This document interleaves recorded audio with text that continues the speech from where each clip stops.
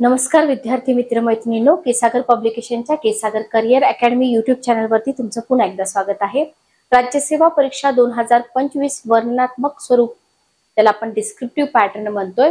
तर या परीक्षेसाठी आपण इथे लेक्चर सिरीज कंडक्ट करत आहोत। केसागर पब्लिकेशन तर्फे लेक्चर सिरीज तुमच्यासाठी पूर्णपणे मोफत आहेत आणि इथं जी पुस्तकं मी तुम्हाला सजेस्ट करते, ही पुस्तकं फक्त स्पर्धा परीक्षाच नाही तर पदवी आणि पदव्युत्तर परीक्षा देणारे विद्यार्थी, सेट नेटची परीक्षा देणारे विद्यार्थी, अशा सगळ्याच विद्यार्थ्यांसाठी ही पुस्तकं इथं उपयोगी ठरणार आहेत। तर आपण इथं polity of India with special reference to Maharashtra हे जे आपलं बुक आहे, या बुकवरती आधारित जी आपण सिरीज चालू केलेली आहे, याच्यामध्ये आपण संविधानाचे तात्विक अधिष्ठान पार्ट पहिला तुम्ही इथं बघितला असेल। त्याच्या आधी आपण भारतीय राज्यघटनेची वैशिष्ट्ये बघितलेली आहेत। तर तात्विक अधिष्ठानामध्ये आपला पार्ट हा दुसरा येत आहे। याच्यामध्ये आपण मूलभूत हक्क जे आहेत आपले ते कंटिन्यू करत आहोत। पाठीमागचे सेशन बघून घ्या। सोबतच जिओमॉर्फोलॉजीची सिरीज पण कंटिन्यू राहील। बऱ्याच विद्यार्थ्यांचे मला मेसेज आले होते की मॅडम जिओमॉर्फोलॉजीची सिरीज कंटिन्यू करा। पण बघा, इथं तर आपण सेशन देतोच आहे, पण तुम्ही जास्तीत जास्त पुस्तकं विकत घेण्याला प्रेफरन्स द्या, कारण पुस्तकामधून आन्सर रायटिंग साठी तुम्हाला तिथे जास्त वाव मिळेल आणि तुमचा सिलेबस जो आहे तोही तुम्हाला लवकरात लवकर कव्हर करता येईल। ठीक आहे, ओके, चला तर आपण कंटिन्यू करूया। पाठीमागचं सेशन बघितलं आहे असं मी गृहीत धरते आणि पुस्तकासाठी मात्र तुम्ही ऑफिशियल वेबसाईट वरती जावा, एमपीएससी कॅटेगरी मध्ये जावा, इंडियन कॉन्स्टिट्यूशन मध्ये जावा।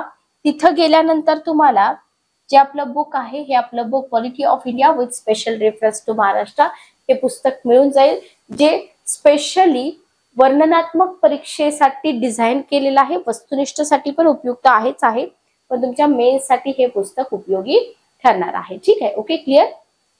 चला बघा, तर आपण मूलभूत हक्कामध्ये तिसऱ्या हक्कापर्यंत आलो होतो, ज्याच्यामध्ये स्वातंत्र्याचा हक्क आपण बघतोय, ज्याच्यामध्ये 6 स्वातंत्र्य आपल्याला बघायचे। पूर्वी 7 होते पण सध्या 6 आहेत। ठीक आहे, संस्था किंवा संघटना स्थापन करण्याचं स्वातंत्र्य। ओके, तिसरं स्वातंत्र्य आपण इथं बघतोय, संस्था किंवा संघटना स्थापन करण्याचं स्वातंत्र्य।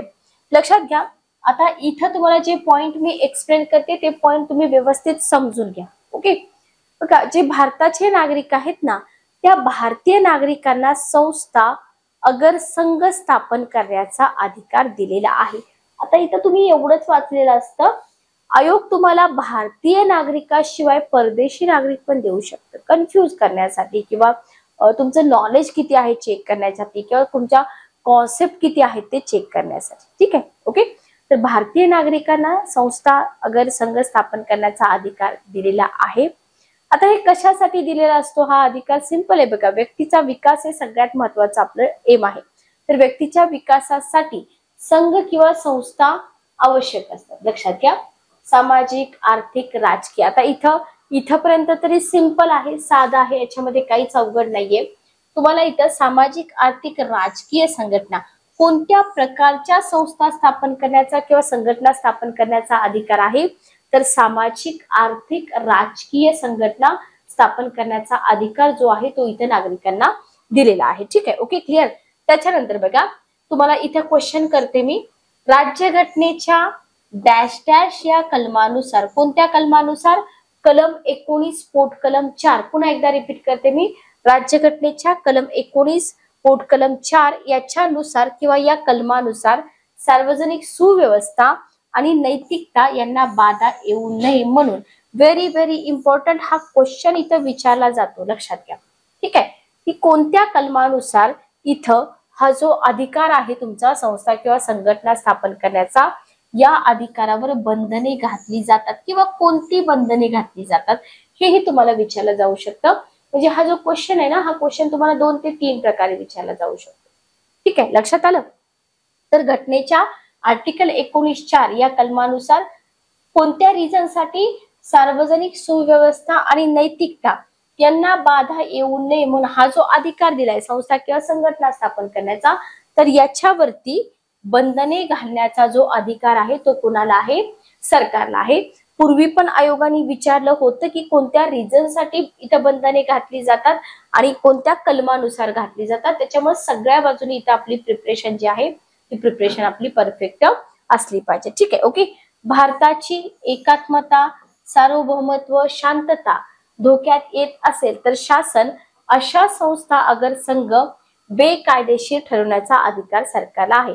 म्हणजे इथं कॉन्स्टिट्यूशननी अधिकार दिलाय, तुम्ही संस्था किंवा संघटना स्थापन पण करताय, पण जर तुमच्या या स्थापन केलेल्या संस्थेमुळे किंवा संघटनेमुळे जर भारताच्या एकात्मतेला धोका होत असेल, सार्वभौमत्व, आता एकात्मता म्हणजे काय, सार्वभौमत्व म्हणजे काय, हे सगळं मी आधी एक्सप्लेन केलेलं आहे, त्याच्यामुळे तुम्हाला इथं अवघड जाण्याचा काही विषयच नाही. शांतता जर भंग होत असेल तर मात्र काय केलं जातं सरकारकडून, या ज्या संस्था आहेत ना, या संस्था बेकायदेशीर ठरवल्या जातात. लक्षात आलं? क्लिअर? तर हे स्वातंत्र्य आहे, पण या स्वातंत्र्यावरती बंधनं पण आहेत. कशासाठी आहेत लक्षात घ्या, सार्वजनिक सुव्यवस्था आणि नैतिकता यांना बाधा येऊ नये म्हणून इथं बंधनं घातली जातात. आणि जर बेकायदेशीर ठरवत असतील तर कोणत्या कारणामुळे बेकायदेशीर ठरवल्या जातात, भारताच्या एकात्मतेला धोका निर्माण होतोय, सार्वभौमत्वाला धोका निर्माण होतोय, किंवा भारताची शांतता धोक्यात येत असेल. ठीक आहे, समजलं का? तिसरं स्वातंत्र्य संस्था किंवा संघटना स्थापन करण्याचं स्वातंत्र्य. नेक्स्ट आपण पुढे जाऊया. 1975च्या आणीबाणीमध्ये लक्षात घ्या, सत्ताधारी राजकीय पक्षाने काय केलं होतं, राष्ट्रीय स्वयंसेवक संघ आणि इतर संस्था व संघापासून सार्वजनिक शांततेला धोका उत्पन्न झाला असे कारणासाठी बंदी घातली होती. आता हा जो पॉइंट आहे ना, हा पॉइंट सगळ्यात जास्त इम्पॉर्टंट का आहे ते पण मी तुम्हाला सांगतो. ठीक आहे, ओके. पूर्व परीक्षेसाठी तुम्हाला हे इतकं डिफिकल्ट लेवलचं विचारलं जाणार नाही, लक्षात येते, नाही विचारलं जाणार. पण जेव्हा मुख्य परीक्षेसाठी तुम्हाला या स्वातंत्र्यावरती क्वेश्चन येईल ना, आणि जेव्हा तुम्ही हे लिहाल, बरोबर आहे, की शासन इथं बंदी घालू शकतं, बेकायदेशीर ठरवू शकतं, तेव्हा इथं तुम्हाला हे उदाहरण म्हणून लिहावं लागतं. लक्षात आलं? उदाहरण म्हणून लिहावं लागतं, म्हणून इतकं डीप मध्ये जाणं गरजेचं असतं. विद्यार्थ्यांना वाटतं विनाकारण इतकं कंटेंट मॅडम का देत आहेत, तर मेन्सचा पण विचार करा. मेन्स मध्ये तुम्ही हा मुद्दा लिहिताय, कोणता मुद्दा, तुम्ही हा मुद्दा लिहिताय, बरोबर, की संस्था किंवा संघटना 6 प्रकारचे स्वातंत्र्य तुम्हाला एक्सप्लेन करा म्हणून सांगितलं, तुम्ही एक्सप्लेन करताय, तुम्ही हे सगळं लिहिताय, पण शेवटी जर तुम्ही एक्झाम्पल लिहित नसाल तर तिथं तुम्हाला मार्क्स थोडेसे कमी मिळण्याचा चान्स असतो. लक्षात आलं? क्लिअर? तर इथं उदाहरण तुम्हाला लिहावं लागतं, आणि उदाहरण मी दिले इथं तुम्हाला. 75ची आणीबाणी, सत्ताधारी राजकीय पक्षानं राष्ट्रीय स्वयंसेवक संघ आणि इतर संस्था ज्या होत्या ना, तर त्यांना बंदी घातली होती. का? तर सार्वजनिक शांतता भंग होते किंवा त्याला धोका निर्माण होतोय म्हणून. Okay, clear? नेक्स्ट बघा, पुढचं स्वातंत्र्य आहे भारतीय प्रदेशामध्ये मुक्तपणे संचार करण्याचं स्वातंत्र्य. Right to move freely throughout the territory of India. बघा, भारतीय प्रदेशात मुक्तपणे संचार करण्याचं स्वातंत्र्य. इथं जर आपण बघितलं तर भारताची राज्यघटना हा अधिकार देते. लक्षात घ्या, भारताची राज्यघटना काय अधिकार देते, की जे भारतीय नागरिक आहेत, वर्ड जे आहेत ना, वर्ड फोकस करा, जे भारतीय नागरिक आहेत, या भारतीय नागरिकाला भारताच्या प्रदेशामध्ये, भारताचा जेवढा प्रदेश आहे तिथं संचार करण्याचा अधिकार आहे. आता हे तुम्ही म्हणाल की मॅडम हे खूप सोपं आहे, पण तिथं एक्झाम मध्ये भारतीय नागरिक हा शब्द वेगळ्या पद्धतीने मांडला जाऊ शकतो, किंवा भारतीय आणि परदेशी नागरिक असं दिलं जाऊ शकतं. घाईघाईमध्ये आपल्याकडून उत्तरं चुकू शकतात. ठीक आहे, ओके. त्यामुळेच व्यक्तिगत स्वातंत्र्याची प्राप्ती झाली. ठीक आहे, काय झालं इथं, आता हा अधिकार दिलाय की तुम्ही कुठल्याही प्रदेशामध्ये संचार करू शकता. म्हणजे इथं तुम्हाला कशाचं स्वातंत्र्य मिळालं, व्यक्तिगत स्वातंत्र्य मिळालं, बरोबर. नागरिकांना इथं मुक्तपणे म्हणजे विना परवाना, परवान्याची गरज आहे का? फॉर एक्झाम्पल तुम्ही जाताय तमिळनाडू स्टेटमध्ये, ठीक आहे, तुम्हाला परवाना लागतो का की तुम्ही तमिळनाडू स्टेटमध्ये आला आहात किंवा तुम्ही महाराष्ट्राच्या आहात? अजिबात नाही. तो भारताचा प्रदेश आहे, तुम्ही तिथे जाऊ शकता, बरोबर. म्हणजे तिथं तुम्हाला विना परवाना संचार करण्याचं म्हणजे फिरण्याचं स्वातंत्र्य तुम्हाला तिथं मिळालेलं आहे, बरोबर. आता हे जर स्वातंत्र्य नसेल, तुम्हाला संचार करण्याचं स्वातंत्र्य नाहीये, तर इतर स्वातंत्र्याचा उपभोग तुम्हाला घेता येतो का? नाही. लक्षात घ्या, म्हणून 19 नुसार भारतीय नागरिकाला हे स्वातंत्र्य मिळाले असले तरी अमर्यादित नाही. आता हे विधान बघा, अमर्यादित नाही याचा अर्थ काय? सेम अर्थ आहे बघा. हे सुद्धा स्वातंत्र्य कसं आहे, मर्यादित आहे. ठीक आहे, मर्यादित आहे म्हणजे याच्यावरती काही वाजवी बंधन सुद्धा आहे. लक्षात आलं? याच्या व्यतिरिक्त काहीच अवघड नसतं परीक्षेमध्ये. ठीक आहे, फक्त विद्यार्थ्यांना हे अचानक शब्द समोर दिसले, मर्यादित, अमर्यादित, बंधने, निर्बंध. ठीक आहे, 4 शब्द वेळोवेळी बदलून बदलून वापरले जातात. ठीक, तुम्हाला काय लक्षात ठेवायचं की प्रत्येक स्वातंत्र्यावरती बंधन आहे. प्रत्येक स्वातंत्र्यावरती इथं बंधन आहेत. Okay, clear? पुढे जाऊया आपण. बघा आता इथं बघा, तुम्ही म्हणाल की मॅडम काय बंधन असेल बरं इथं? बघा, आणि कशासाठी असेल? जनरली प्रत्येक स्वातंत्र्यावरती जी बंधनं असतात त्याचे रिझन वेगवेगळे आहेत आणि ते रिझन एक्झाम मध्ये विचारलेत. बरोबर? जसं की आता इथं तुम्ही बघताय, पाठीमागं सार्वभौमत्व, एकात्मता याला धोका होऊ नये, शांतता भंग होऊ नये, हे रिझन होतं. इथे काय रिझन आहे? लोकहित आणि मागासलेल्या किंवा वन्य जातींचं हित जे आहे ना, त्याचा विचार करून सरकार काय करू शकतं? तुम्हाला जे हे संचार करण्याचं स्वातंत्र्य दिले ना, तर या स्वातंत्र्यावरती मर्यादा घालू शकतं. बरोबर? Okay, clear? लोकहित आणि मागासलेले म्हणजे स्पेशली एखादं स्वातंत्र्य तुम्हाला देत आहेत आणि जर विचारतायत की कोणत्या रिझनमुळे इथं मर्यादा घातल्या जाऊ शकतात. बरोबर? तिथं तुम्ही लिहू शकता की बाबा लोकहिताचा आणि मागासलेल्या वन्यजीव व्यक्तींचा विचार करून सरकार या स्वातंत्र्यावर मर्यादा घालू शकते. उदाहरणार्थ बघा, संसर्गजन्य रोगाला संचार करण्यापासून परावृत्त करू शकते. का? इतर लोकांना त्याचा संसर्ग होऊ नये म्हणून, इतर लोकांची काळजी किंवा लोकहित म्हणून. बरोबर? सरकारने सुरक्षित मन घोषित केलेल्या जागी सरकारच्या परवानगीशिवाय संचार करता येत नाही. लक्षात ठेवा, असे पॉइंट तुम्हाला आन्सर रायटिंग मध्ये लिहावे लागतात. इवन पूर्व परीक्षेमध्ये सुद्धा आता जर तुम्ही बघितलं 3 लाइनर 4 लाइनर क्वेश्चन तुम्हाला विचारले जातात, तिथं सुद्धा इतके सोपे सेंटेन्स नसतात की इझिली तुम्ही तिथं मार्क घ्याल. काहीतरी तिथं तुम्हाला समजून घेऊन व्यवस्थितच उत्तरं द्यावी लागतात. ठीक आहे, ओके. त्याच्यानंतर संचार करण्याचं स्वातंत्र्य एवढ्यातच मर्यादित आहे का? नाही, तुम्हाला स्थानबद्ध केलेल्या व्यक्तीच्या संचाराबद्दल पण पॉइंट जो असतो ना त्याच्याबद्दल क्वेश्चन येऊ शकतो की स्थानबद्ध केलेल्या व्यक्तीचे संचार स्वातंत्र्य नष्ट होतं का? होत नाही. ऑब्विसली होणारच आहे, लक्षात घ्या.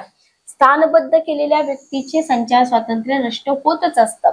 सरकारने संचार स्वातंत्र्यावर लादलेली जी बंधनं आहेत ती योग्य की अयोग्य हे ठरण्याचा अधिकार कोणाला असतो? न्यायालयाला असतो. बरोबर आहे? कारण मूलभूत हक्कांचं संरक्षण कोण करतं? न्यायालय करतं. सिंपल आहे ना, की सरकारने संचार स्वातंत्र्यावर जी बंधनं घातली ती योग्य आहेत का अयोग्य आहेत? न्यायालय ठरवतं. आता इथं पण तुम्हाला एक्झाम्पल द्यावं लागेल. बरोबर? उदाहरणार्थ बघा, कलकत्त्याच्या उच्च न्यायालयाने 1950 साली पश्चिम बंगालच्या सुरक्षा कायद्याचे 38वे कलम ह्याच्या आधारावर अवैध ठरवले होते. कोणत्या आधारावरती? की बाबा स्वातंत्र्यावर लादलेली बंधने योग्य किंवा अयोग्य ठरवण्याचा अधिकार न्यायालयाला आहे. ठीक आहे, तर हे कलकत्त्याचं जे एक्झाम्पल आहे हे तुम्ही लिहू शकता, पण एवढं सोपं आहे का लिहिणं? त्याच्यासाठी तुम्हाला त्या ठिकाणी असे एक्झाम्पल आठवणं खूप महत्वाचं आहे. जर एक्झाम्पल नाही आठवले तर आपण तिथे एक्झाम्पल लिहू शकत नाही. Okay, clear? चला पुढे जाऊया. नेक्स्ट बघा, पुढचं स्वातंत्र्य आहे 5वं, भारताच्या राज्य क्षेत्रामध्ये.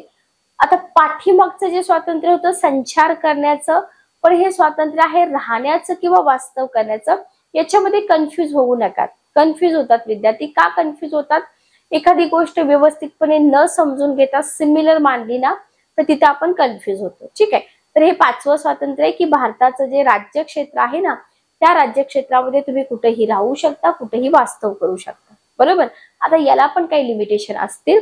तर बघा, भारतीय नागरिकाला देशाच्या कोणत्याही भागामध्ये स्वतःच्या इच्छेनुसार स्थायी होण्याचं स्वातंत्र्य आहे. बरोबर? आणि इथंच तुम्हाला संचार स्वातंत्र्य आणि हे जे स्वातंत्र्य आहे ना मर्ज करून क्वेश्चन विचारला जातो की संचार स्वातंत्र्याला पूरक हे स्वातंत्र्य आहे. लक्षात घ्या, संचार स्वातंत्र्याला पूरक हे स्वातंत्र्य आहे. कोणतं स्वातंत्र्य? भारताच्या राज्य क्षेत्रात कुठेही राहण्याचं किंवा वास्तव करण्याचं स्वातंत्र्य. ठीक आहे, ओके, क्लिअर?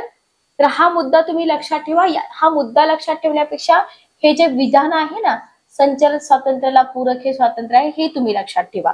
नेक्स्ट बघा, भारतीय राज्यघटनेच्या 19व्या कलमामध्ये, भारताच्या राज्यघटनेच्या 19व्या कलमामध्ये भारतीय नागरिकाला हे स्वातंत्र्य उपभोगण्याचा अधिकार मिळालाय. आपण तेच बघतोय बरोबर. आर्टिकल 19 मधले स्वातंत्र्य आपण इथं बघत आहोत. तर हे जे स्वातंत्र्य आहे हा उपभोगण्याचा अधिकार कुठे मिळालाय? आर्टिकल 19 मध्ये. उदाहरणार्थ बघा, हे IMP करते मी, महाराष्ट्रामध्ये जन्मलेली व्यक्ती, उदाहरणार्थ तुम्ही आहात, तुम्ही महाराष्ट्रात जन्मलात बरोबर. भारताच्या कोणत्याही प्रदेशात नोकरी निमित्त किंवा व्यवसायानिमित्त काही काळ किंवा कायमस्वरूपी वास्तव करू शकतात का? करू शकतात. बरेच लोक महाराष्ट्रातून गुजरातला जातात बरोबर, नोकरीसाठी, व्यवसायासाठी, जनरली नोकरीसाठी जातात, तिकडे स्थायी होतात बरोबर, वास्तव करतात. तर हे कशानुसार? भारताच्या राज्यक्षेत्रात कुठेही राहण्याचं, वास्तव करण्याचं स्वातंत्र्य घटनेनंच आपल्याला दिलेलं आहे बरोबर. कलम 19 म्हणजे भारतीय नागरिकाला भारतीय प्रदेशात कुठेही संचार किंवा वास्तव करण्याचा अधिकार असून, आता हा अधिकार का दिलाय लक्षात घ्या. तुम्ही आहात, तुम्ही महाराष्ट्रामधले आहात, इतर लोक अदर स्टेटमध्ये राहतात. जर स्वातंत्र्य नसतंच तर आपल्या देशामध्ये जेवढे काही स्टेट आहेत, म्हणजे आपला पूर्ण देश अखंड आहे, मग याच्यामध्ये एकात्मता टिकून राहिली असती का? अजिबात टिकून राहिली नसती बरोबर. म्हणून हा जो अधिकार आहे ना, हा अधिकार कशासाठी आहे? हा अधिकार भारताची एकात्मता टिकवून ठेवण्यासाठी आहे. लक्षात आलं? क्लिअर? भारताची एकात्मता टिकवून ठेवण्यासाठी आहे. आणि या अधिकारामुळे म्हणजे आर्टिकल 19 ज्याच्यामध्ये स्वातंत्र्याचा अधिकार तुम्हाला दिलाय, त्याच्यामुळे इथं एकात्मता राहण्यास मदत होते. लक्षात ठेवा. स्वातंत्र्य होतं हे आपलं 5वं बरोबर. त्याच्यानंतर 6वं स्वातंत्र्य आहे कोणताही व्यवसाय, रोजगार, व्यापार, धंदा करण्याचं स्वातंत्र्य. हे खूप सोपं दिसतं, त्या शब्दांवर फोकस करा. व्यवसाय, रोजगार, व्यापार, धंदा. ठीक आहे. तर राज्यघटना कलम 19 काय देतं? इथं भारतीय नागरिकाला कोणताही व्यवसाय, धंदा, रोजगार, व्यापार करण्याचं स्वातंत्र्य आहे. ठीक आहे बरोबर. म्हणजे इच्छा आहे, प्रत्येक पर्सनची इच्छा आहे की मला हा पेशा स्वीकारायचा आहे, मला हा व्यवसाय करायचा आहे, मला हा धंदा करायचा आहे. करू शकतो का? करू शकतो. काही कंपल्शन आहे का? नाही. लक्षात घ्या. पण प्रत्येक अधिकारावरती काहीतरी नियंत्रण आहे बरोबर. या अधिकारावर राज्य शासनाला नियंत्रण ठेवता येईल. लक्षात घ्या. हा जो अधिकार आहे, या अधिकारावर राज्य शासनाला नियंत्रण ठेवता येईल. कोणताही बेकायदेशीर धंदा, लक्षात घ्या, कोणताही बेकायदेशीर धंदा, व्यवसाय चालवण्याचा त्यावर बंदी आणता येईल. योग्य किंवा अयोग्य ठरवण्याचा अधिकार कोणाला आहे? 100% न्यायालयाला आहे. इथं तुम्हाला ऑप्शन मध्ये शासनाचा ऑप्शन असू शकतो की राज्य शासनाला हा अधिकार आहे. अजिबात नाही बघा. हा जो अधिकार आहे ना, तर या अधिकारावर राज्य शासनाला नियंत्रण ठेवता येईल बरोबर. पण योग्य अयोग्य ठरवण्याचा अधिकार कोणाला आहे? न्यायालयाला आहे. 2 पॉइंट मध्ये कन्फ्युजन करून घेऊ नका. जे 2 पॉइंट आहे ना, कन्फ्युजन करून घेऊ नका बरोबर. बेकायदेशीर बंदी आणणं हे योग्य आहे का अयोग्य आहे हे कोण ठरवणार? न्यायालय ठरवणार. नियंत्रण कोण ठेवेल? राज्य शासन ठेवेल बरोबर. मग एखादा व्यवसाय अगर धंदा करण्यासाठी सरकार विशिष्ट पात्रतेची, इथं पात्रता करा, विशिष्ट पात्रतेची अट घालू शकतो का? डेफिनेटली घालू शकतो बरोबर. विशिष्ट पात्रतेची जी अट आहे ना, सरकार घालू शकतो. जस्ट एक मिनिट थांबा. तर बघा, इथं विशिष्ट पात्रतेची जी अट आहे ना, ही अट सरकार घालू शकेल. ठीक आहे. Okay, clear. तर हा मुद्दा आपला इथं क्लिअर झाला. नेक्स्ट बघा, त्याच्यानंतर आहे इथं आपले किती स्वातंत्र्य संपतात? बघा, आपले इथं मला वाटते 6 स्वातंत्र्य आपले इथं संपून जातात. एकच मिनिट थांबा. 5. ओके, ठीक आहे.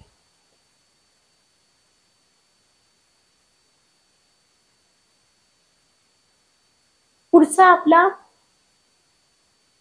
अधिकार आहे पिळवणुकी विरुद्धचा किंवा शोषणाविरुद्धचा हक्क. ठीक आहे. नेक्स्ट आहे पिळवणुकी विरुद्धचा किंवा शोषणाविरुद्धचा हक्क. तर याच्यामध्ये तुम्हाला कलम जे आहेत ना, कलम 23-24 आर्टिकल, सॉरी, इथे तुम्हाला लक्षात ठेवायचे आर्टिकल 23-24. ठीक आहे. ओके. तर भारतीय राज्यघटनेच्या कोणत्या कलमामध्ये, लक्षात घ्या, कोणत्या कलमामध्ये शोषणाविरुद्धचा हक्क स्पष्ट केलेला आहे? आर्टिकल 23-24 मध्ये. लक्षात घ्या, भारतीय राज्यघटनेच्या 23 आणि 24व्या कलमामध्ये काय केलंय? शोषणाविरुद्धचा जो हक्क आहे तो स्पष्ट केलेला आहे. भारतीय राज्यघटनेच्या कोणत्या कलमानुसार भारतामध्ये मानवाच्या क्रय विक्रय करण्याच्या कायद्याने बंदी घातलेली आहे? तर 23वा कलम. वारंवार हे जे आर्टिकल आहेत ना, हे आर्टिकल राज्यसेवेच्या एक्झाम मध्ये विचारलेत. बरोबर.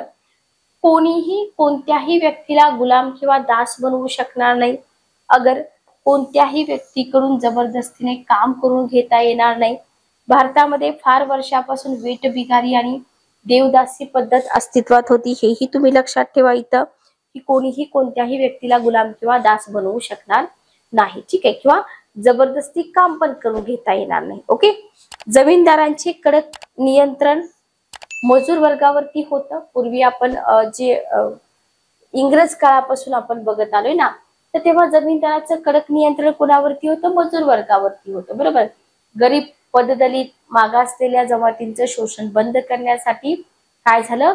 शोषणाविरुद्धचा हक्क जो आहे ना, तो इथं मान्य करण्यात आला. बरोबर. आणि गुलामगिरी प्रथेबरोबरच इथं काय झालं? वेश्या व्यवसायाला सुद्धा पायबंद घालण्यात आला. Very very important. याच्यामध्ये जेवढे पॉइंट्स मी तुम्हाला एक्सप्लेन केलेले आहेत ना, तेवढे सगळे पॉइंट्स तुम्ही इथं लक्षात ठेवा. ठीक आहे. चला पुढे जाऊया आपण. बघा, आता इथं तुम्हाला आर्टिकल 24 वरती क्वेश्चन खूप चांगले विचारले जातात. किंवा कलम 24 मध्ये काय दिलंय, की जी 14 वर्षाखालची मुलं आहेत, बरोबर, तर त्यांना खाणी किंवा जी धोक्याची ठिकाणं आहेत त्या ठिकाणी कामाला बंदी आहे. ओके. पण आता इथं जे अपवाद असतात ना, अपवाद असतात, जी बंधनं असतात, त्या पॉइंट वरती जास्त क्वेश्चन विचारले जातात, की सार्वजनिक हिताच्या दृष्टीने मात्र शासनाला लोकांच्याकडून सक्तीने काम करून घेण्याचा अधिकार आहे. Very very important. याला करा IMP. ओके. गुलामगिरी प्रथेबरोबरच वेश्या व्यवसायाला पण पायबंद घातलाय, आपण बघितलं. राज्यघटना कलम 24 14 वर्षाच्या मुला मुलींना खाली त्या ठिकाणी काम करण्यास बंदी आहे, पण इथं शासन करू शकतं हे. मग भारतीय राज्यघटनेने, आता इथं तुम्ही म्हणाल की मॅडम सार्वजनिक हित म्हणजे कशासाठी नक्की, पण याची कोणतीही व्याख्या घटनेमध्ये केलेली नाही. बरोबर आहे. पण तुम्ही एक्झाम्पल देऊ शकता. सार्वजनिक हित म्हणजे लष्करात भरती होण्याची सक्ती. हा मुद्दा तुम्ही लिहू शकता. म्हणजे इथं तुमचं जे आन्सर आहे ते लिहिण्याचा जो पॉइंट तुम्ही लिहिलाय तो क्लिअर होऊन जाईल. ओके. कारण सार्वजनिक हिताची कोणतीही व्याख्या आपल्या घटनेमध्ये केलेली नाही. ठीक आहे. ओके, समजलं का? आता इथं हा जो अधिकार आहे ना, तर परकीय आक्रमण, पूर निवारण, बरोबर आहे, राष्ट्र उभारणीचं कार्य इथं सरकारला सोयीचं जातं म्हणून अशी सक्ती करणं योग्य आहे. अशा वेळेस सक्ती करू शकतो सरकार, जेव्हा परकीय आक्रमण होईल, पूर येईल, राष्ट्र उभारणीसाठी कुठलं कार्य असेल, अशा वेळेस इथे सक्ती करू शकतो. आणि अशी सक्ती करताना धर्म, वंश, जात याच्यावरती भेदभाव करण्याचा मात्र अधिकार सरकारला नाही. तर हे मुद्दे तुमच्यासाठी खूप इम्पॉर्टंट. कारण का आतापर्यंत फक्त एक हेडलाईन म्हणून तुम्हाला विचारत होते, तर याला पूरक असे काही पॉइंट्स असतील, मर्यादा असतील, बंधन असतील, हे तुम्हाला कधी विचारलं नाही, पण आता विचारलं जाऊ शकतं, कारण पेपर त्या लेवलचे इथं सेट होत आहे. ओके. मग आता हा जो अधिकार आहे ना, कोणता अधिकार आपण बघितला, तुम्ही आठवत चला की आपण काय बघतोय. लक्षात आलं आपण काय बघतोय? बघा, पिळवणुकी विरुद्ध किंवा शोषणाविरुद्धचा हक्क. तर इथं तुम्हाला हे सगळे पॉइंट. आता इथं टीका का केली जाते, की काय म्हटलं जातं लोकांकडून, की केवळ कायदा केलाय, बरोबर, किंवा नियम केलेत म्हणून शोषण थांबत नाही. लक्षात आलं. जोपर्यंत देशामध्ये आर्थिक सामाजिक क्षेत्रामध्ये प्रगती होत नाही, तोपर्यंत देशातील दारिद्र्य, देशातील लोकांचे दारिद्र्य नष्ट होणार नाही. कोणत्या ना कोणत्या स्वरूपामध्ये त्यांचं जे स्वातंत्र्य आहे ना ते स्वातंत्र्य चालूच राहील. लक्षात घ्या, कोणत्या ना कोणत्या स्वरूपामध्ये त्यांचं जे स्वातंत्र्य आहे ते स्वातंत्र्य चालूच राहणार आहे. हे मात्र इथं तुम्हाला व्यवस्थित लक्षात ठेवावं लागेल. ठीक आहे, ओके, क्लिअर. चला, आता इथं एक व्हॅल्यू ऍडिशनल मुद्दा म्हणून तुम्ही लिहू शकता. याला पण तुम्ही IMP करा. असे मुद्दे तुम्ही तुमच्या नोटबुक मध्ये लिहून काढा की इंग्लंड प्रमाणे भारतामध्ये निर्धन गृह, ज्याला पुअर हाऊसेस म्हटलंय, आणि कार्यगृह वर्क हाऊस निर्माण होणार नाही तोपर्यंत शोषण. इंग्लंडमध्ये काय आहे बघा, अशा पद्धतीच्या समस्या दूर करण्यासाठी इंग्लंडमध्ये काय निर्धन गृह आहे. ठीक आहे, वर्क हाऊस पण आहेत. बरोबर. भारतीय राज्यघटनेने जोपर्यंत भारतामध्ये जोपर्यंत हे सगळं घडणार नाही तोपर्यंत शोषण होतच राहील. मग इथं घटनेने काय केले, शोषणाविरुद्ध संरक्षण करण्याचा अधिकार दिल्यामुळे काय होतंय, वाईट प्रथांद्वारे शोषण होणाऱ्या प्रवृत्तीचं नियमन झालंय. लक्षात घ्या. आणि शासनाला शोषण बंदी संबंधी कायदे करता येतात. पण जसं इंग्लंडमध्ये आहे तसं झालं तर अजूनच इथं सुधारणा होऊ शकते. एवढं मात्र आपल्याला इथे काय करायचं आहे, व्यवस्थित लक्षात ठेवायचं आहे. ठीक आहे. आता हा जो इंग्लंडचा मुद्दा आहे, हा इंग्लंडचा मुद्दा खूप कमी पुस्तकामध्ये दिलेला आहे. सगळ्याच पुस्तकामध्ये हा मुद्दा नाही. Okay, clear. त्याच्यानंतर पुढचा हक्क आहे धार्मिक स्वातंत्र्याचा अधिकार, right to freedom of religion, कलम 25 ते 28. कलम 25 ते 28. जस्ट एक मिनिट थांबा.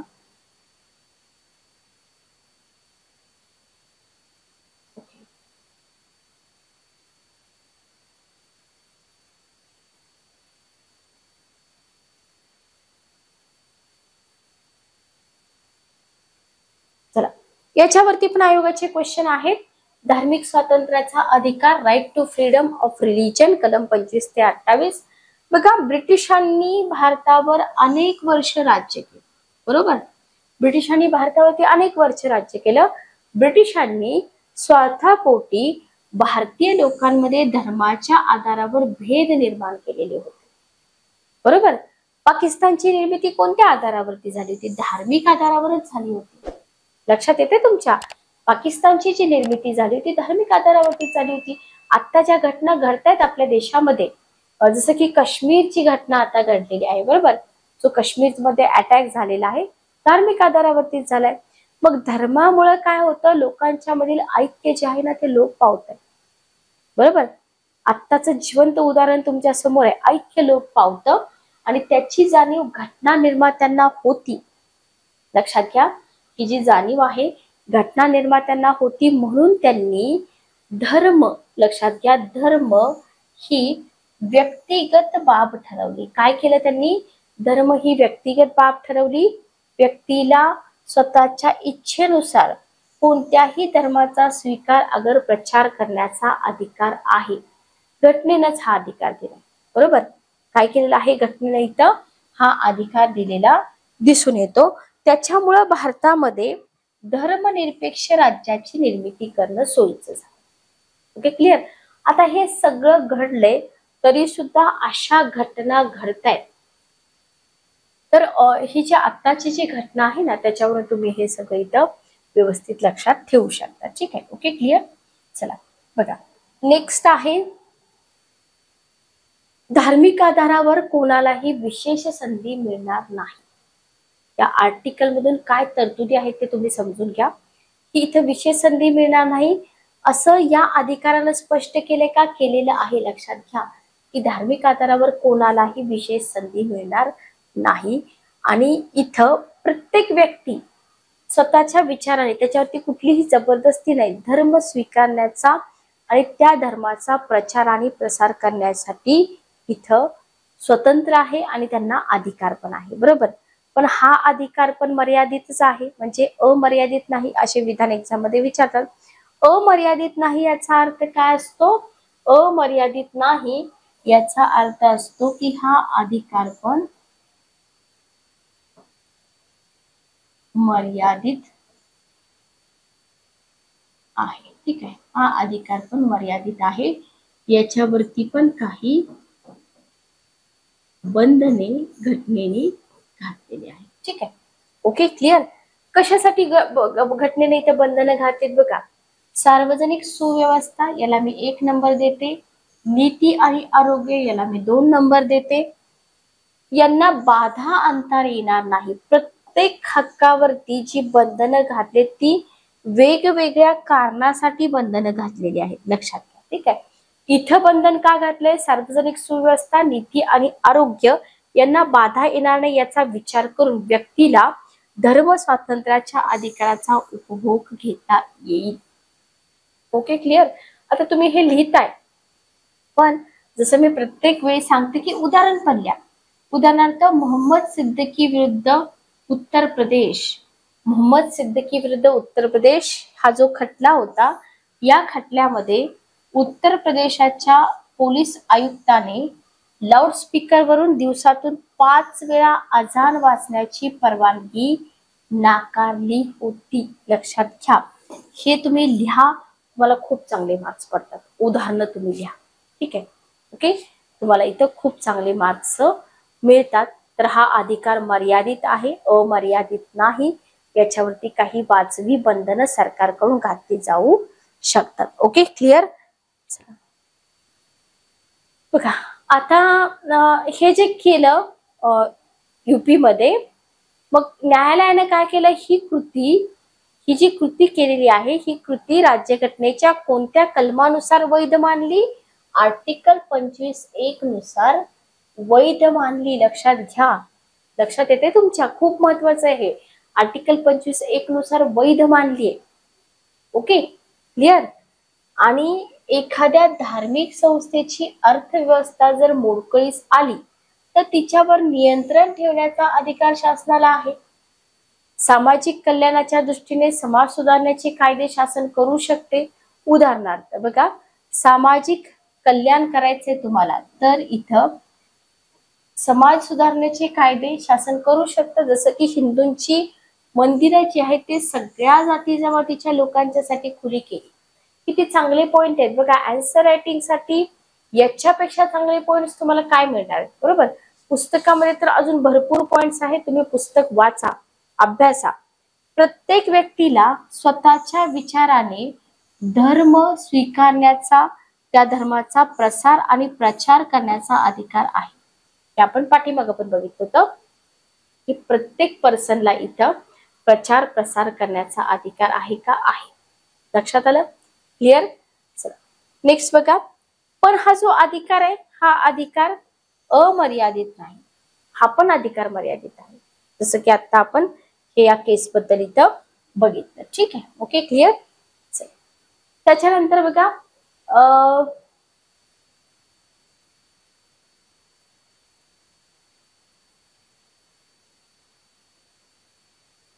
एकच मिनिट थांबा.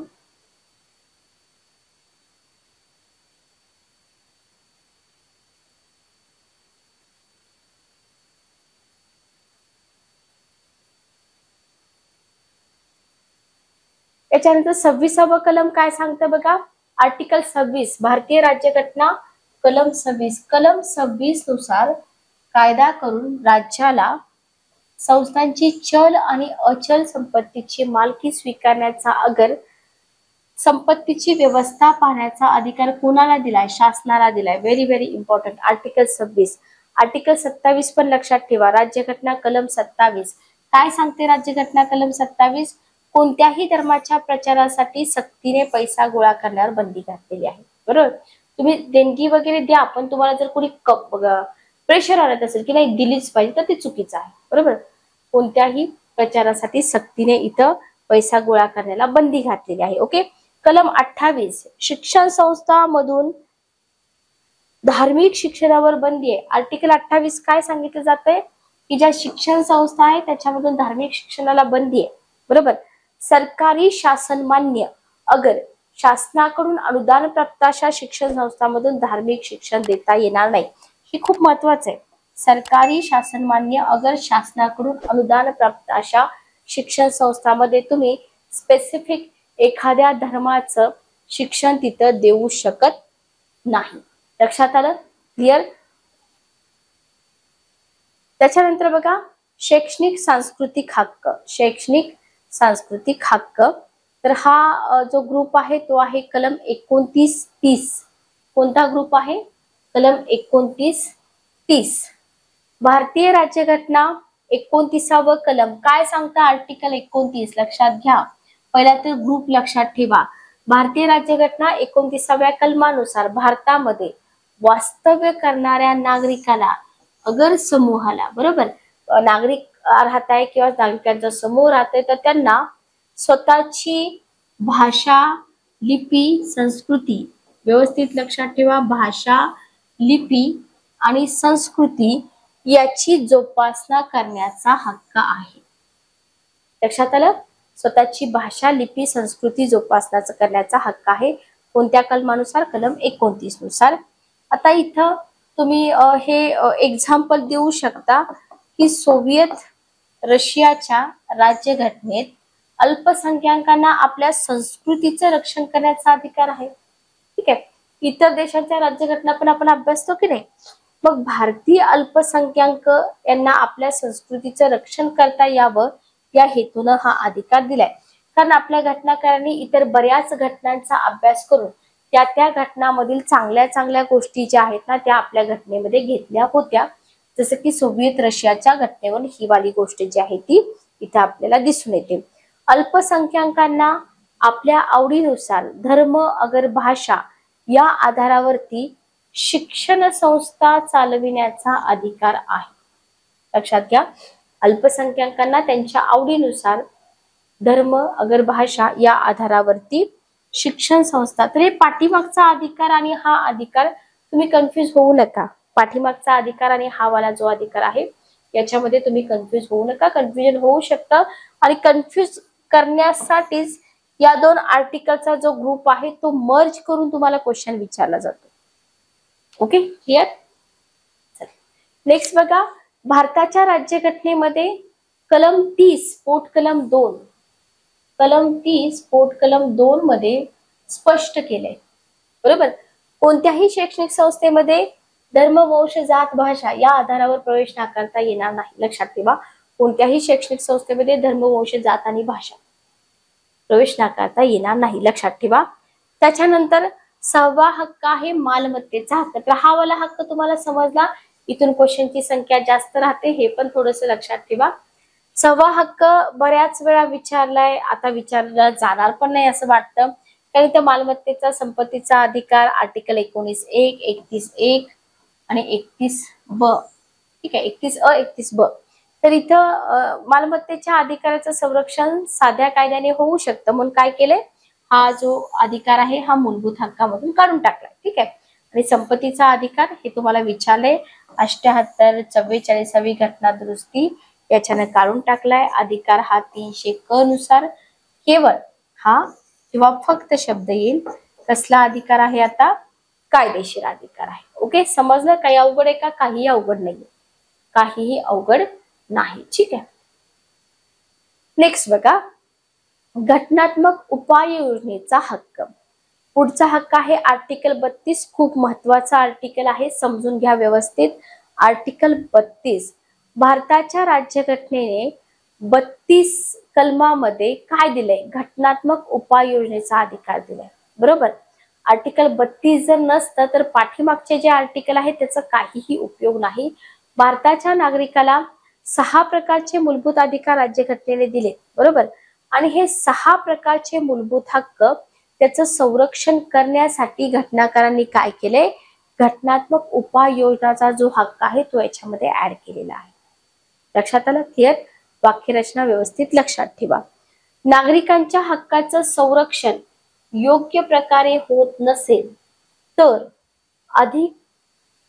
अधिकारावर अतिक्रमण करणाऱ्या व्यक्तीवर योग्य ती कार्यवाही होत नसेल तर हे पाठीमागचे सगळे अधिकार कसे आहेत? निरर्थक आहेत, बरोबर. म्हणजे घटनेने एवढे सगळे अधिकार दिलेत, बरोबर, पण या दिलेल्या अधिकाराचं संरक्षणच होत नाही, याच्यावरती अतिक्रमण होत आहे, बरोबर. मग योग्य ती कार्यवाही होत नसेल तर जे तुम्ही पाठीमागे अधिकार दिले त्याचा काही उपयोग आहे का? त्याचा काहीच उपयोग नाहीये. लक्षात आलं? म्हणून हा जो कलम 32 आहे, हे कलम 32 खूप जास्त महत्वाचं आहे. मूलभूत अधिकार जे आहेत ना, या मूलभूत अधिकारावर जे काही आक्रमण होतंय, बरोबर, तर हे झालेलं आक्रमण दूर करायचंय, तरच तुम्हाला घटनेने दिलेले अधिकार आहे त्याचा फायदा होतो. पण याच्यासाठी उच्च न्यायालय किंवा सर्वोच्च न्यायालय, इथे तुम्हाला फक्त उच्च न्यायालय, फक्त सर्वोच्च न्यायालय अशी वाक्यरचना बनवू शकते. तर उच्च आणि सर्वोच्च न्यायालयाकडे दाद मागता येते. फक्त उच्च पण नाही, फक्त सर्वोच्च पण नाही, दोघांकडे न्याय मागता येतो, बरोबर, दाद मागता येते. मग न्यायालयामार्फत नागरिकांचे जे अर्ज असतात ना, त्या अर्जावरती विचार करून त्या संदर्भात काय केलं जातं, आज्ञा काढल्या जातात. ओके, आज्ञा काढल्या जातात. आणि घटनात्मक उपायांचा अधिकार हा आमच्या राज्यघटनेचा आत्मा आहे असं आंबेडकर साहेबांनी म्हटलं होतं. ठीक आहे, लक्षात आलं? हे तुम्ही लक्षात घ्या. आणि आपल्या हक्कांचं संरक्षण करण्याकरता पुढील 5 प्रकारचे अर्ज करता येतात. किती प्रकारचे? 5 प्रकारचे अर्ज करता येतात. आणि या 5 प्रकारच्या अर्जावरतीच आयोगाची क्वेश्चनची संख्या खूप आहे. कधी फिल इन द ब्लँक्स मध्ये विचारले, कधी जोड्या लावामध्ये विचारले, कधी थेरॉटिकल फॉर्मॅट मध्ये विचारले, बरोबर. मग हे 5 प्रकारचे अर्ज आपल्याला व्यवस्थित बघायचे. मग या 5 प्रकारच्या अर्जाचा विचार करून न्यायालय काय करतं, निर्णय देतं. आणि न्यायालयाचा जो निर्णय आहे तो सगळे व्यक्ती, सगळ्या संस्था, शासन यांच्यावरती बंधनकारक असतो. अशा प्रकारची तरतूद भारताच्या राज्यघटनेने कुठून घेतली आहे? ही तरतूद ब्रिटिश राज्यघटनेकडून स्वीकारली. लक्षात आलं? कशाकडून स्वीकारली? ब्रिटिशांच्या राज्यघटनेकडून स्वीकारली. Very very important. हे तुम्हाला विचारलं जाऊ शकतं की ही जी तरतूद आहे, तर ही तरतूद कोणाकडून स्वीकारली? ब्रिटिश राज्यघटनेकडून स्वीकारलेली आपल्याला इथं दिसून येते. तर याच्यामध्ये 5 प्रकारचे जे अर्ज आहेत, 5 प्रकारच्या अर्जावरती आपल्याला क्वेश्चन येतो. तर हे 5 प्रकारचे अर्ज बघा, ज्याला काय म्हटलं जातं, इंग्रजीमध्ये रिट्स म्हटलं जातं. काय म्हटलं जातं? रिट्स म्हटलं जातं. ठीक आहे. याच्यामधला पहिला प्रकार आहे बंदी प्रत्यक्षीकरण. ठीक आहे, हे झालं मराठीमध्ये, हे झालं इंग्रजीमध्ये. आयोगाला सवय आहे मराठी इंग्रजी दोन्हीमध्ये विचारलं जातं हॅबियस कॉर्पस किंवा बंदी प्रत्यक्षीकरण. तर तिथे तुम्हाला माहित पाहिजे की हॅबियस कॉर्पस म्हणजेच बंदी प्रत्यक्षीकरण, बंदी प्रत्यक्षीकरण म्हणजेच हॅबियस कॉर्पस, बरोबर. तर हे हॅबियस कॉर्पस हा जो वर्ड आहे हा लॅटिन आहे, बरोबर. हा कसला वर्ड आहे? लॅटिन आहे. काय अर्थ होतो? आम्हाला शरीर द्या. याचा अर्थ काय होतो? शब्दशः अर्थ बघा, याचा शब्दशः अर्थ आहे आम्हाला शरीर द्या. ठीक आहे, ओके, क्लिअर. तर जस्ट एक मिनिट थांबा. तर इथे लक्षात घ्या की ब्रिटनमध्ये हा जो कायदा आहे ना, हा कायदा 1679 साली पास झाला होता, बरोबर. कुठं? ब्रिटनमध्ये हा कायदा पास झाला होता. त्याच्यामुळे इथं झालं काय माहितीये, इथं मानवी स्वातंत्र्याचं संरक्षण झालं. ठीक आहे, ओके. इथं काय झालं? मानवाच्या स्वातंत्र्याचं संरक्षण झालं. पण नंतर अमेरिकेची जी राज्यघटना आहे ना, त्यांनी पण हा अधिकार स्वीकारला. लक्षात घ्या, नंतर काय झालं? अमेरिकेच्या राज्यघटनेनं पण हा अधिकार स्वीकारला. आणि भारतीय राज्यघटना निर्मात्यांनी मूलभूत अधिकारांचं संरक्षण करण्याकरता हॅबियस कॉर्पस आज्ञा मान्य केली. म्हणजे पूर्वीच्या घटनांचा अभ्यास केला, त्या घटनांवरून ही चांगली गोष्ट इथं घेतलेली आपल्याला दिसून येते. मग हॅबियस कॉर्पस बाबत तुम्हाला आतापर्यंत बरंच विचारलं असेल, पण इथं तुम्हाला अमेरिकाची घटना, त्याच्यानंतर तुमचा लॅटिन वर्डचा अर्थ वगैरे नाहीत विचारला जाणार तुम्हाला, पण ब्रिटन बद्दल तुम्हाला विचारलं जाऊ शकतं. ठीक आहे, ओके. कोणत्याही व्यक्तीला बेकायदेशीररित्या तुरुंगात डांबून ठेवले असेल, बरोबर, बेकायदेशीररित्या कोणत्याही कायद्याच्या अंडर नाही, तर अन्यायपूर्वक दंड केला असेल, कोणत्याही व्यक्तीस बेकायदेशीररित्या अटक केली असेल, रिझन बघा. ठीक आहे, बेकायदेशीररित्या डांबून ठेवलंय, दंड केलाय, बेकायदेशीररित्या अटक केली, तर या अटकेच्या संदर्भात विचारणा करण्याचा, बरोबर आहे, XYZ नावाचा पर्सन आहे, याला अटक केली, तर या अटकेच्या संदर्भात विचारणा करण्याचा अर्ज स्वतः XYZ व्यक्ती किंवा या XYZ व्यक्तीचे कोणी नातलग असतील, मित्रमंडळी असतील, हे अर्ज करू शकतात. कुणाला करतील ते? एकतर हायकोर्टाला करतील किंवा एकतर सुप्रीम कोर्टाला करतील. ठीक आहे, अर्ज करू शकतात. बरोबर. मग न्यायालय काय करतं? न्यायालय हा अर्ज मान्य करतं. बरोबर. किंवा अर्ज जर मान्य केला तर मान्य केल्यास अटक करण्यात आलेल्या व्यक्तीनं न्यायालयासमोर उभे करण्याची आज्ञा दिली जाते आणि त्या पर्सन वरती जो काही अन्याय झालाय, जो काही अत्याचार झालाय त्याची चौकशी कोण करतं? न्यायालय करतं. म्हणजे इथं अर्ज एकतर स्वतः व्यक्ती करू शकतो, त्याचे नातेवाईक करू शकतात, त्याचे मित्रमंडळी पण इथं अर्ज करू शकतात. हे तुम्हाला इथं व्यवस्थित लक्षात ठेवायचं आहे. बरोबर. मग या व्यक्तीची जी अटक आहे ही अटक बेकायदेशीर आहे असं जर न्यायालयाला वाटलं, बरोबर, तर न्यायालय काय करतं? त्या व्यक्तीला तात्काळ सुटका करण्याचा आदेश न्यायालय देतं की बेकायदेशीर अटक आहे, या व्यक्तीला तात्काळ तुम्ही सोडून द्या. बरोबर. क्लिअर. मग बंदी प्रत्यक्षीकरण या अर्जाच्या तरतुदीमुळे काय होऊ शकतं? इथं कोणत्याही व्यक्तीला सरकार अगर संस्था बेकायदेशीररित्या अटकेत ठेवू शकत नाही. लक्षात आलं? या एका अधिकारामुळं इथं अर्जामुळं बेकायदेशीररित्या अटकेत ठेवू शकत नाही. समजलं? पहिला रीतचा प्रकार समजला. असे तुम्हाला सगळे प्रकार इथं व्यवस्थित समजून घ्यायचे आहेत. पुढचा प्रकार आहे परमादेश, ज्याला मराठीमध्ये म्हटलं जातं परमादेश आणि इंग्रजीमध्ये म्हटलं जातं मॅन्डॅमस. तर मॅन्डॅमस या लॅटिन शब्दाचा अर्थ काय आहे? की आम्ही आदेश देतो, वी कमांड. ठीक आहे, आम्ही आदेश देतो, मॅन्डॅमस. ओके. मग या आदेशान्वये कोणत्याही व्यक्तीला, लक्षात घ्या, या आदेशान्वये कोणत्याही व्यक्तीला किंवा संस्थेला तिचं कर्तव्य पालन करण्याची आज्ञा दिली जाते. बरोबर. तिचं कर्तव्य पालन करण्याची आज्ञा दिली जाते. एखादी व्यक्ती, आता हे विधान लक्षात घ्या, विधानांवरती पण क्वेश्चन बनवू शकतात. एखादी व्यक्ती आहे, एखादी व्यक्ती अगर संस्था आहे, बरोबर, आपल्या कर्तव्याचं पालन करत नसेल, ओके, एखादी व्यक्ती आहे, संस्था आपल्या कर्तव्याचं पालन करत नाही, त्याच्यामुळे एखाद्या व्यक्तीवर अन्याय झालाय, बरोबर, तर या अन्यायाचं निवारण करण्याकरता त्या व्यक्तीनं असा अर्ज हायकोर्टाला किंवा सुप्रीम कोर्टाकडे करायचा असतो. Okay, clear. मग जर अर्ज न्यायालयानं मान्य केला तर तो अन्याय त्वरित नाहीसा करावा अशी आज्ञा कोण देतं? न्यायालय व्यक्तीला किंवा संस्थेला किंवा शासनाला देतं. कोणाला देतं हे सुद्धा लक्षात ठेवणारं महत्वाचं आहे. कोणासाठी हा अर्ज काढला जातो हे तुम्हाला एक्झाम मध्ये विचारलं जाऊ शकतं. पॉइंट खूप छोटे छोटे असतात. आपण फक्त आर्टिकल करतो, मेन मुद्दे करतो, पण आजकाल आयोग तुम्हाला खूप डीप मध्ये क्वेश्चन विचारते. मग आता ही जी दिलेली आज्ञा आहे, अशी आज्ञा घ्यायचा का नाही घ्यायचा, बरोबर, अशी आज्ञा घ्यायची का नाही घ्यायची हे ठरवण्याचा अधिकार कोणाला? न्यायालयाला आहे. बरोबर. उदाहरणार्थ बघा, तुम्हाला एक्झाम्पल पण दिलंय. आन्सर रायटिंग साठी असे एक्झाम्पल तुम्हाला गरजेचे आहेत. फॅक्टरी ऍक्ट कायद्यानुसार, लक्षात घ्या, फॅक्टरी ऍक्ट कायद्यानुसार मजुराला नुकसान भरपाई द्यावी लागते. ही भरपाई देण्याचे मालक टाळाटाळ करीत असेल तर परमादेशाचा अर्ज काढता येतो. तुम्हाला केस स्टडीज प्रमाणे असंही दिलं जाऊ शकतं. बरोबर.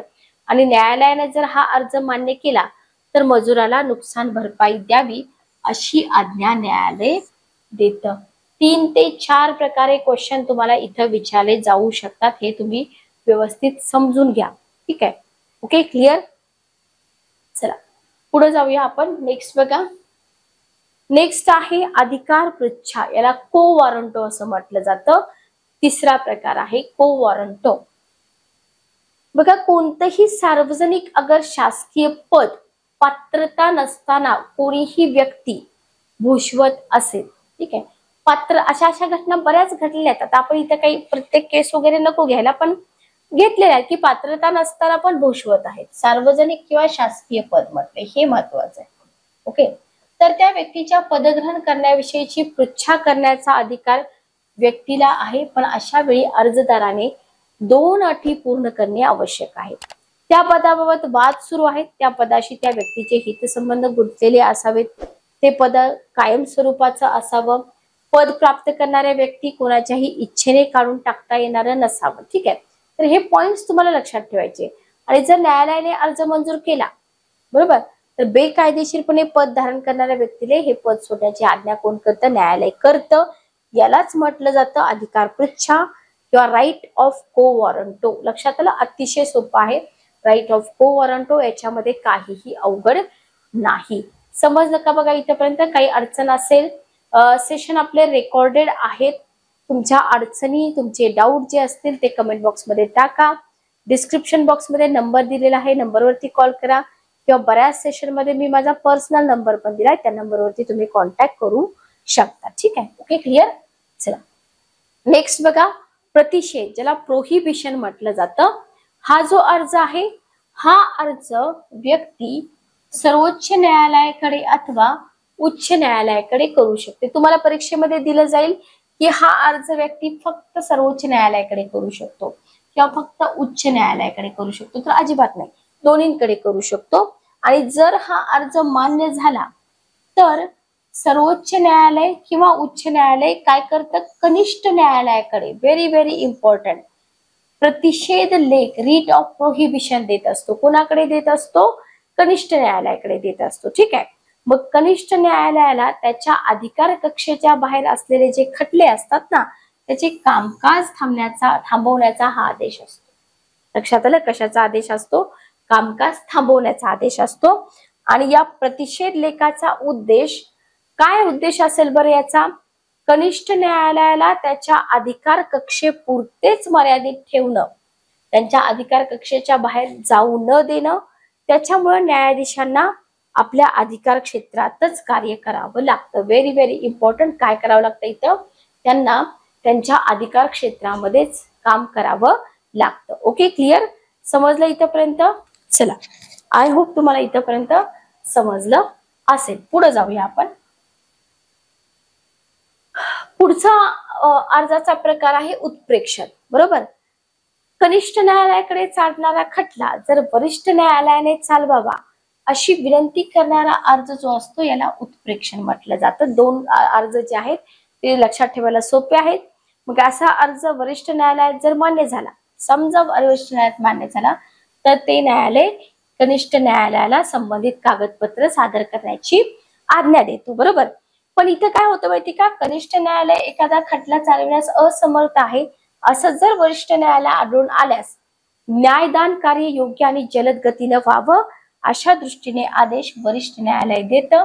आणि प्रतिषेध अर्ज प्रतिबंध स्वरूपाचा, तर उत्प्रेक्षण अर्ज खालच्या कोर्टातील खटला वरिष्ठ न्यायालयात चालवावा या संबंधी असतो. दोन्ही मधला डिफरन्स पण तुम्हाला इथं दिलाय. लक्षात आलं? आणि 100% डिफरन्स वरतीच एखादं सेंटेन्स येऊन तुम्हाला क्वेश्चन विचारला जाऊ शकतो. ठीक आहे? Okay, clear? तर इथं हे आपले अर्ज संपतात. याचं मूल्यमापन जे आहे ते आपण नेक्स्ट सेशन मध्ये घेऊया. सेशन सिरीज आपली चालूच राहील. सेशन कसं वाटलं मला कमेंट करून सांगत चला. जर काही तुमच्या अडचणी असतील तर कमेंट बॉक्स मध्ये देत चला. पुस्तकं मागवताना काही अडचण आली तर पब्लिकेशनच्या नंबरवरती कॉल करा. भेटूया नेक्स्ट सेशन मध्ये. Good day, take care.